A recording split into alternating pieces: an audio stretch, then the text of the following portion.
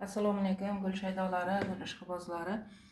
Videolarimizni yana davom etamiz. Bugungi videomiz geran yana.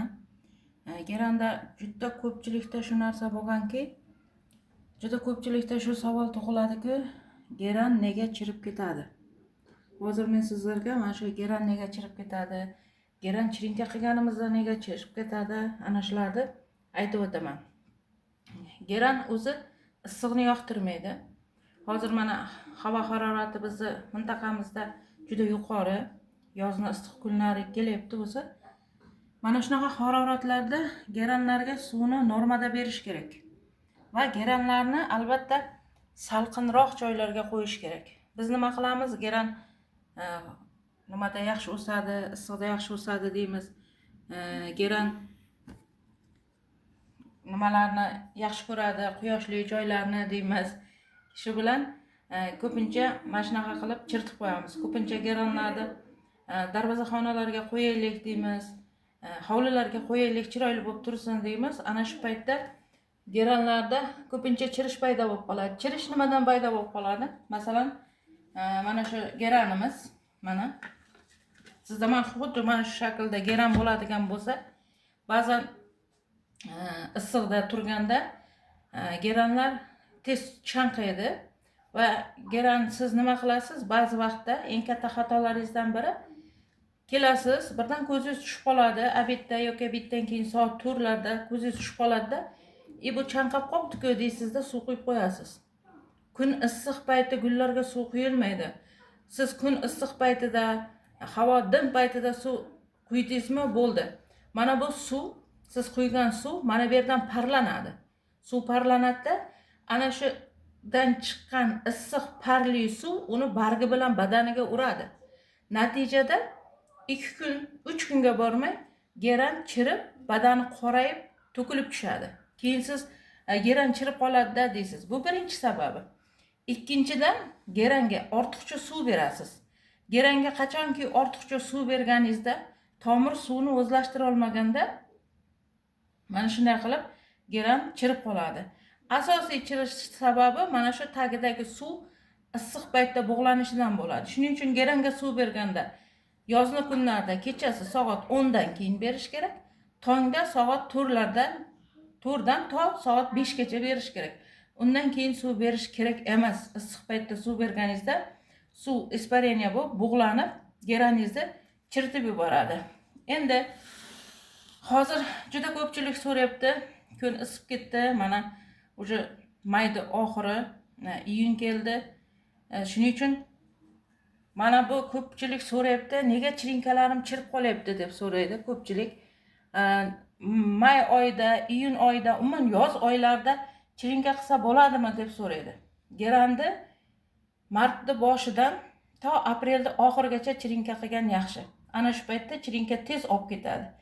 Endi mana bunaqa, mana chirinka qilganman sizlar bilan birgalikda ampelni geran. Mana bu oqi, mana tomir olyapti. Mana bunisi ham ampelni geran, bu menimcha pushti bo'lish kerak. Mana tomir olyapti. Mana bunisi mana sizlar bilan birga chirinka qilganmiz, bu pushti geran edi. Mana tomir olyapti. Endi ko'pincha geran tomir oladi. Mana bunaqa stakanchalarga yoki bo'lmasa nimalarga ekamiz, idishlarga ekamiz va shunda uni tomiri hali nimjon bo'ladi. Tomiri nimjon bo'lgandan keyin biz nima qilamiz? To'ldirib suv quyamiz uni. To'ldirib suv quyganimizdan keyin u suvni o'zlashtira olmaydi. Natijada suv bug'lanadi, yana chirinkangiz chiriydi. Mana bu qachonki suvni o'zlashtira oladi bu. Qachonki tomir katta bo'lsa, barglari juda ham ko'p bo'lsa, gullash davrida bo'lsa, suvni yaxshi o'zlashtiradi. Mana bunaqa chirinka bo'lsa, mana bunday bir ikkita tomirchasi bo'lsa, barglari kam bo'lsa, bunga ustma-ust suv quyaverganingizda suvni o'zlashtira olmaydi-da, natijada chirib ketadi. Geranning eng asosiy muammosi shu chirish. Juda ko'pchilik so'rayapti, geranim tomir olgan edi, ekkandim chirib ketdi deb. Ortiqcha suv quyishdan bo'ladi. Keyin suv quyganingizdan keyin geran boyaga aytganimdek issiqda turishidan bo'ladi. Issiqda turdimi? Demak, geran nima qiladi? o'z-o'zidan chirib ketadi. Shuning uchun geranda suvga e'tibor beramiz. Juda kunda issig'ida suv bermaymiz. Kechasi soat 10 dan keyin salqinda yoki ertalab sahar 4 dan to soat 5 gacha suv beramiz. Ana shunga amal qilsangiz, suvni normasida berib tursangiz, geranda salqinroq, shabada tegmaydigan, quyosh tegmaydigan, dim joyda turmaydigan, havo almashib turadigan xonalarga, joylarga qo'ysangiz, gerangiz yaxshi o'sib ketadi. Men hozir mana bu yerda mana bitta nima deymiz, plyushelesniy deymiz yoki bo'lmasa ampelniy geran deymiz. Mana shu ampelniy geranni hozir ko'chirib o'tkazib ko'rsataman sizlarga. Va juda ko'pchilik so'raydi, nega geranlarimiz ko'chirib o'tkazgandan keyin o'smaydi yoki geranimiz chirib ketyapti deydi. Ko'pincha geran ko'p suv quygandan va ko'pincha boshqa tuvakka o'tkazganimizda chirib ketadi. Mana shu chirish nimadan bo'ladi? Nima qilsak, bir tuvakdan boshqa tuvakka o'tkazganimizda geran o'zini yo'qotmasdan yaxshi o'sadi deydigan bo'lsak, hozir men sizlarga ko'rsataman. Mana bu ham xuddi mana shunaqa stakancha edi deydi. Men buni ko'chirib o'tkazganimga bir haftalar bo'ldi. Mana umuman o'zgarish bo'lgan yo'q. Qaytaga mana butonchalar chiqarib, mana yaxshi bo'lib o'syapti. Bu siz geranni qanday ko'chirib olishingizga ham bog'liq. Mana bu yerda mana bunaqa dog'lar bor. Ampelniy geranda mana shunaqa dog', bu kasallik emas. Bu biron narsa yemagan, mana orqa tarafdan ko'rsalaringiz bo'ladi mana. Bu ortiqcha suvdan. Agar ampelniy geranga ortiqcha suv quysangiz, barglarda xuddi mana shunaqa nima bo'ladi? Dog'lar hosil bo'ladi. Ba'zi vaqtda men ham gullarga ko'p e'tibor berib boraman, shuning uchun ortiqcha suv quyib yuborganman. Shuning natijasida mana shunaqa dog'lar hosil bo'ladi. Agar ortiqcha suv quymasangiz, suvni normada berib tursangiz, juda zo'r o'sadi. Endi ba'zilar aytadi, suvni normasini qanday o'lchaymiz deb. Mana gulingiz, barmog'ingiz gulni tagiga tiqib ko'rasiz. Hozir bu ho'l tiqilmaydi. Usti qismi quridimi? Tiqib ko'rasiz. Shunda suvni yaxshi ko'radigan gullar uchun bir bo'g'im, mana shu bir bo'g'im deymiz. Bir bo'g'imdan keyin nam chiqsa, demak quyasiz. Gulni uncha yaxshi ko'rmaydigan geranlar yoki bo'lmasa boshqa suvni ko'p quysangiz chirib ketadigan gullarga mana bir bo'g'imdan ko'proq, 1,5, 2 bo'g'imdan keyin namlik chiqsa quyasiz. Mana bunday tilganingizdan birdan tagidan namlik chiqsa, demak quymaysiz. Bu mana tuproqni tepa qismi quridi degani, tuproqni past qismi ham quruq degani emas. Shuning uchun xuddi mana shunday qilib tekshirib ko'rish kerak erinmasdan. Voy mana tuproqni yuzi quribdi-ku deb ustma quyavermaslik kerak. Ustma quyaverganingizda tagida suv to'planib qoladi, balchiq bo'lib qoladi. Natijada tomir bo'kib qoladi. Tomir chiriydi. Tomir chirgandan keyin tepa qismi ham chiriydi. Gullarning asosi bu tomir. Tomir chirgandan keyin siz uni qutqarib qola olmaysiz. Mana hozir mana shu tuvakka mana shu geranimni ko'chirib o'tkazaman. Nima uchun ko'chirib o'tkazmoqchiman? Stakan kichkina bo'lib qolgan. Gulim o'sishdan sal to'xtab qoldi. Mana buni olganimdan keyin mana zo'r bo'lib o'syapti. Endi men buni hozir sizlarga olib ko'rsataman. Demak, penoplast olamiz har doimgidek. Penoplastimiz bu safar boshqachasi. Nima deydi? Qizili deymizmi? Shunaqa. Mana bunaqa tuproq. Ichida universalniy tuproq bor, perlit bor, vermikulit bor, ozgina yer tuprog'i bor.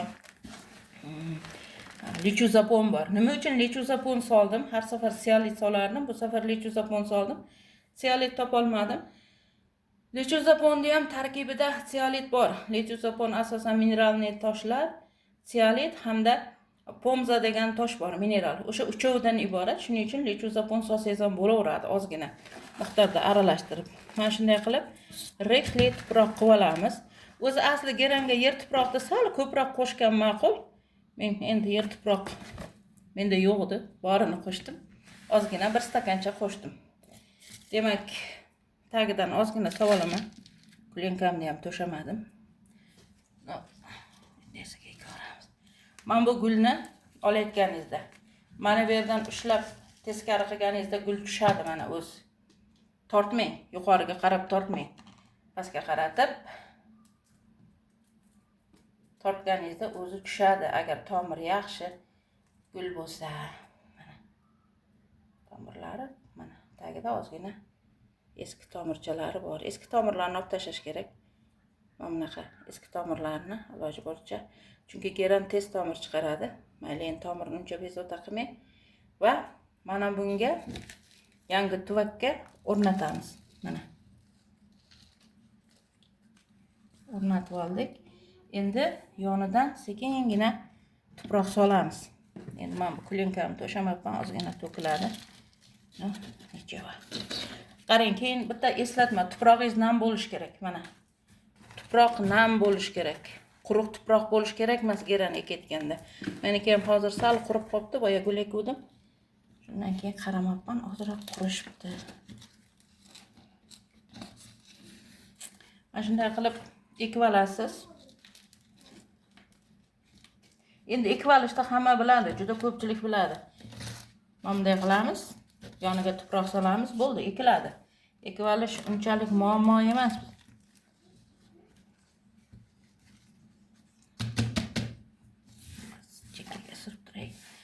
Endi qarang, mana ekib oldingiz. Ekib olganingizdan keyin sizni juda ko'pchilikda qiladigan xatosi, xuddi boshqa gullarga o'xshab to'ldirib suv quyasiz. Mana tuprog'iga to'ldirib suv quyasiz.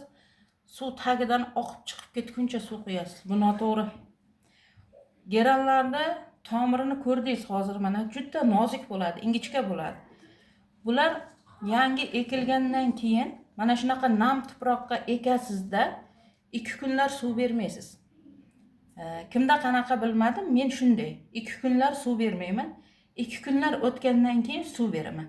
Ana shunda geran hech qanday o'zini yo'qotmasdan, zo'r, hech qanday mana bunaqa stressga tushmasdan mana o'sib ketadi. Mana hatto butonlar ham chiqarib qoldi. Shuning uchun esingizda tursin, geranni ko'chirgandan keyin tuprog'ingiz nam bo'lish kerak, birinchidan, nam tuproq. Ikkinchidan suv berishingiz kerak emas. Mana xuddi mana shu usulda ekib oling, geraningiz 100% ga ko'karadi. Chirimaydi ham, stressga ham tushmaydi, yaxshi ko'karib ketadi. Shuning uchun ayniqsa mana shu kunda issiq paytlarda, yoz paytlarida yoki bahor paytlarida, kun isib ketganda, may oylarida geranlarni mana shunaqa ko'chirganda, mana shunday qilsangiz chirimaydi. Agar bunga suv quysangiz, hozir tomiri o'zi tuproqqa joylasha olgani yo'q. Tomir suvni o'ziga ola olmaydi, tomir chiriydi. Mana bu yerdagi suv tomir o'ziga ola olmagandan keyin bug'lanadi, natijada geran chiriydi. Mana shunday qilib ekib olsalaringiz bo'ladi. Geran haqida bugungi ma'lumotlarimiz xuddi shular edi. Meni Yashil burchak Telegram gruppam bor. Kim gul o'stirishga qiynalayotgan bo'lsa, gullari chirib qolayotgan bo'lsa, o'smayotgan bo'lsa va hokazo gul bo'yicha, ozuqalari bo'yicha nima savollaringiz bo'lsa, berishlaringiz mumkin. O'sha nimada gruppada sizlarga maslahat beraman. Pastda fikrlarda gruppa ссылкасini, havolasini qoldiraman. O'shandan bemalol kirib gruppaga qo'shilib olishlaringiz mumkin. Rahmat.